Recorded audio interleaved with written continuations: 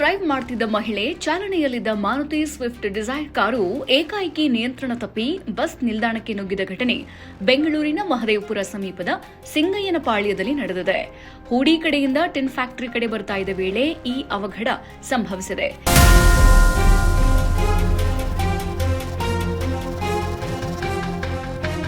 KA03NU 8869 ನಂಬರ್ನ Maruti Swift Dzire car bus ನಿಲ್ದಾಣಕ್ಕೆ ಡಿಕ್ಕಿ ಹೊಡೆದ ಪರಿಣಾಮ ಕಾರು ಜಖಂಗೊಂಡಿದೆ. ಅದೃಷ್ಟವಶಾತ್ ಕಾರು ಚಾಲನೆ ಮಾಡ್ತಾ ಇದ್ದ ಮಹಿಳೆ ಪ್ರಾಣಾಪಾಯದಿಂದ ಪಾರಾಗಿದ್ದಾರೆ. ಇನ್ನು ಘಟನೆ ನಡೆದ ಸಮಯದಲ್ಲಿ ಬಸ್ ನಿಲ್ದಾಣದಲ್ಲಿ ಹೆಚ್ಚಿನ ಜನಸಂದಣಿ ಇಲ್ಲದೇ ಇದ್ದ ಕಾರಣ ದೊಡ್ಡ ಅನಾಹುತ ತಪ್ಪಿದೆ.